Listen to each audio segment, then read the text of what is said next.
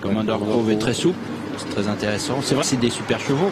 Comme c'est des Hongres, ils n'ont pas le droit au groupe 1, donc ils n'ont pas le droit au prix de l'Atlantique, ils n'ont pas le droit aux grandes joutes cet hiver. Donc qu'est-ce qu'ils ont? Ils ont les belles courses en Europe, il va falloir qu'ils fassent avec. Donc ils n'ont pas fait l'hiver. Ils feront le printemps, l'été et l'automne. Voilà, Opaline Datou, autre représentante de Fabrice Soulois, puis Quigno du Relais, on en parlait tout à l'heure. Voilà. Il y a deux malchanceux en dernier lieu. Hein. Voilà, et je pense qu'il y a deux chevaux pour contrer vraiment Rapide Lebel 3 avec Commander Grove s'il est pas loin des 100%. C'est d'abord ce Quigno de Relais qui a fait quand même un très bon meeting d'hiver. Il a failli gagner la finale du GNT, ça s'est joué à très peu de choses.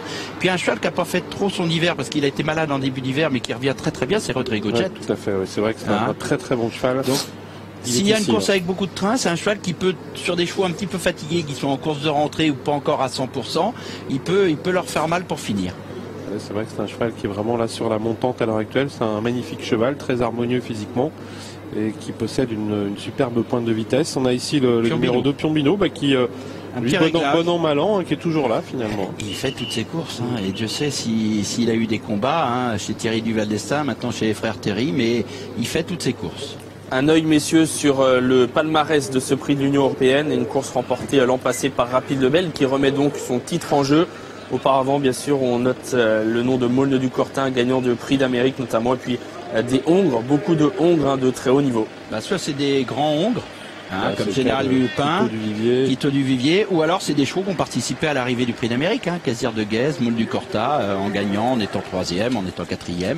Donc que des grands chevaux finalement, qu'ils soient Hongres ou entiers, que des super chevaux. Un mot peut-être très rapide, Jean-François, sur la spécificité de ce parcours. On part tout au fond de l'hippodrome. Oui, 3000 mètres, c'est vraiment, on peut pas avoir plus long en fausse montée, on va dire. Déjà 2850, c'est compliqué. Et 3000 mètres, il faut vraiment, vous avez 500 mètres pour monter, 500 mètres sur une petite montée, mais qui fait très mal aux jambes si vous dépensez trop d'énergie à ce moment-là et qui vous pèse dans les jambes pour finir au bout des 3000 mètres. Donc il faut faire attention. Départ du prix de l'Union européenne. Ils effectuent leur volte. Et ils sont partis avec le grand favori Rapide Lebel qui s'est isolé tout à fait en dehors. Roch Mélois est bien parti à la corde avec Opaline Datou. Oula, une faute d'un des favoris. C'est le numéro 10, Commander Grove est au galop. Commander Grove qui perd énormément de terrain en retrait. Ça se passe très très mal pour lui. J'ai bien peur qu'il soit disqualifié. À l'instant même, disqualification du 10 Commander Grove. Rapide Lebel à l'extérieur. Le grand favori accélère maintenant au centre. Et il va sans doute s'emparer du commandement. Voilà qui est fait. Rapide Lebel au commandement. En deuxième position, c'est Roch Mélois avec Opaline Datou. On retrouve ensuite Quigno du Relais.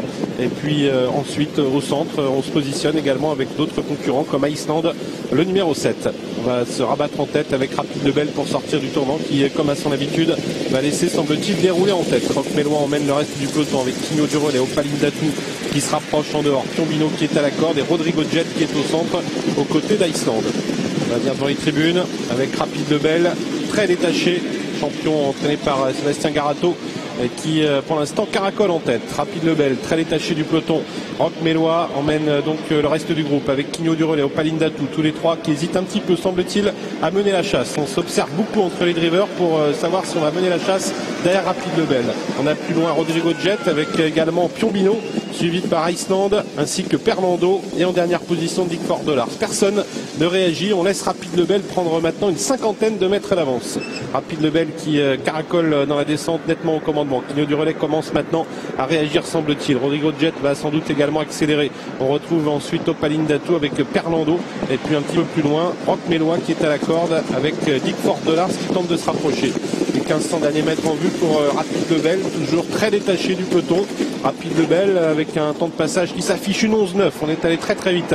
On comprend mieux maintenant pourquoi on a un petit peu de mal à mener la chasse derrière avec Perlando finalement et Jos Verbeek qui vont tenter d'accélérer. On retrouve Quigno du Relais qui va revenir à ses côtés, suivi par Rodrigo Jet et puis Opaline Datou avec Rapide Lebel qui caracole toujours très nettement au commandement, peut-être une centaine de mètres d'avance pour aborder la montée. Incroyable pour l'instant, démonstration de Rapide Lebel qui est toujours très très détaché avec Quigno du Relais qui tente de réagir, suivi par Perlando avec également Rodrigo Jet qui est au centre. On tente de venir également avec Piombino mais on a un petit peu de mal pour l'instant à réagir et à 1000 mètres du but. Rapide Lebel en 1-11-6 c'est toujours très détaché du peloton. Rapide Lebel très détaché du peloton emmené par Quigno du Relais, par Perlando.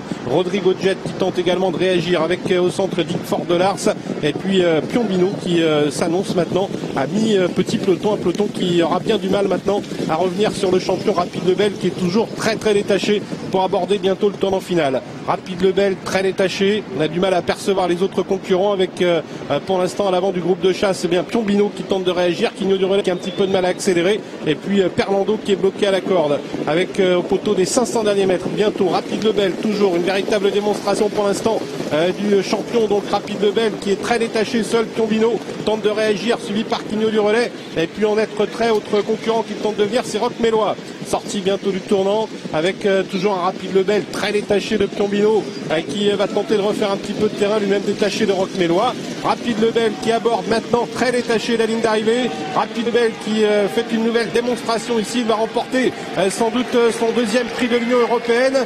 Rapide Lebel, Eric Raffin, Sébastien Garato, un triplé gagnant pour remporter une nouvelle fois cette grande course, nouvelle démonstration. Rapide Lebel qui l'emporte et Rodrigo Jet en retrait qui arrache la deuxième place devant les numéros 2, Piombino et Perlando. Et démonstration d'un vrai champion. Rapide Lebel, c'est un authentique crack qui s'impose en 1:12:8 en se baladant tout le parcours. Il y a eu lui et les autres dans ce prix de l'Union européenne. Rapide Lebel est un monstre et il le prouve de nouveau. Il faudra compter avec lui pour cette nouvelle campagne européenne qui s'ouvre désormais. Rapide Lebel à 1,60 € qui pulvérise l'opposition. Très belle fin de course de Rodrigo Jet, le 3, qui se classe deuxième. Est-ce que Piombino a résisté? Pas sûr pour la troisième place. C'est plutôt Perlando, j'ai l'impression. Le numéro 8 à voir tout de même, photo pour la troisième place entre le D et le 8. Roch Mélois trace un parcours de rentrée assez propre. Eh bien messieurs, on attendait du spectacle et on l'a eu. Il y a eu lui et les autres dans cette course.